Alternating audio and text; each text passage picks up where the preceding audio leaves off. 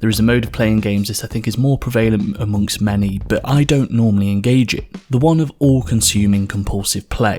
The type where you're playing late at night, first thing back from work, or just most hours that you can. I'm normally the type to pick up a few hours here or there, getting into the zone for brief periods, but not that all-encompassing thing. Power Wash Simulator was this.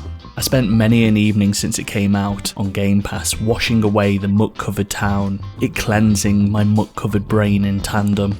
Power Wash Simulator has an especially simple premise, fulfilling your fantasy of being a man in a van with a power washer just doing jobs for cash.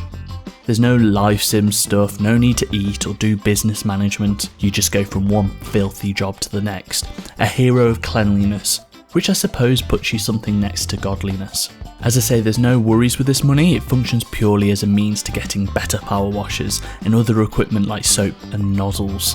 Nothing quite like salivating over a new nozzle. Each level is either a vehicle or a piece of land that has had the misfortune of being covered in a variety of disgusting goops, ash, moss and just, well, filth. It cakes absolutely everything. You're asked to go into the level and wash it away. This may seem simple enough, but there are some wrinkles to the formula and these wrinkles are all gunked up. The whole level is split into sections that have a cleanliness bar that show you what percentage of it is still dirty, meaning the game is often about logically breaking up where you are into zones so you can systematically clean them. This also does mean that there are often small sections that you miss, hence the methodical nature of your cleaning.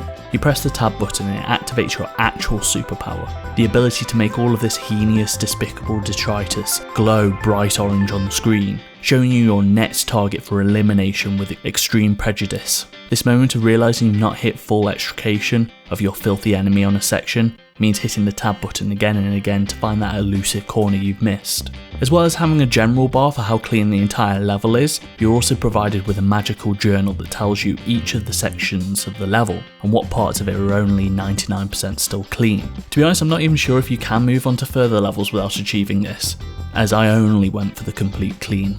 But this means you start to learn the levels, the types of objects in them and the best ways to clean them. Windows become one of your staples. You learn that cleaning the panes is easy, but those tricky ledges are always collecting grime in the corners. You learn how to approach each of these things that provides an education towards your job and best practices with your washer. There's nothing like a full wash to truly learn a level. Going into your journal and seeing that golf hole number 4 is still providing sanctuary to insidious sludge. I know exactly where that is and can sprint straight back to it, as the game asks you to internalise these spaces. The vehicles are something to marvel at. From a penny farthing to a more extreme extraterrestrial transport is all broken down into these component parts also. It pays to pay attention to what you're washing, knowing where the wing flaps are on this plane, as when one's not fully clean at the end of the level and you're trying to hunt that final little bit of dirt, you can get straight to it.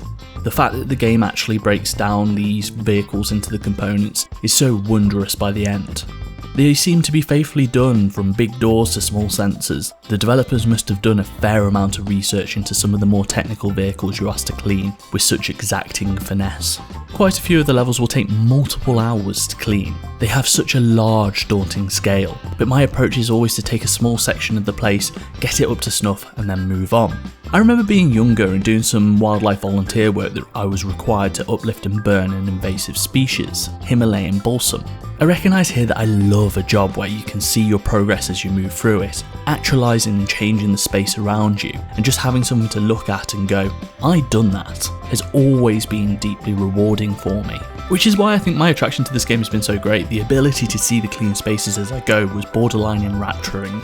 It helps also that you get this end of level completion screen, this time-lapse camera showing you the level being cleaned in a shortened amount of time. It's probably the best reward the game offers, allowing you to bask in this moment of cleanliness. And through this all there's a story, one that I wish I could speak to a higher degree, but I spent the game genuinely distracted from it, because of all the washing.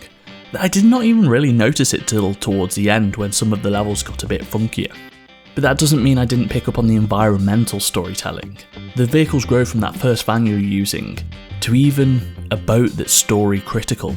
You eventually start off cleaning graffiti and eggs off a mayor's house, pointing to something not going quite right here. Billionaire's airplane with complicated additions, and then these statues that come from an archaeological find. You can't help but start to pay attention to the story. Even if I missed how it started, I certainly know how the game ends.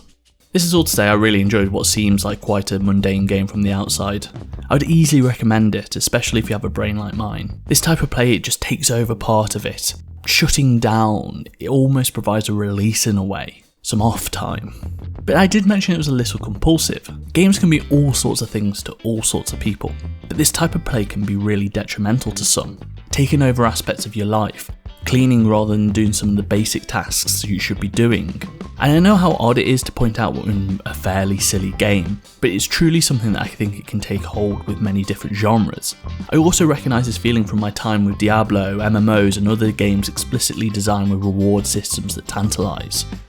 It's not necessarily that I think that this game was going for that more insidious type of design. It just somehow fired the same neurons. But I know myself fairly well. I know that these things take over for a brief period and then that I'm able to step away. It also helps that the story has an end, a capped amount of playtime, meaning that it can not be that forever game, and it's one of the reasons that I don't particularly like those sort of genres. I prefer to play a game, get a sense of it, enjoy it, and then step away and try something different. This game ends up having the ability to be a salve for some of the woes in life. God, did I just write that about a power washing simulator? Thank you always for watching.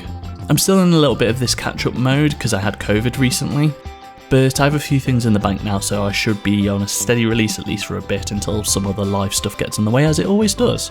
My name has been Billy. Peace.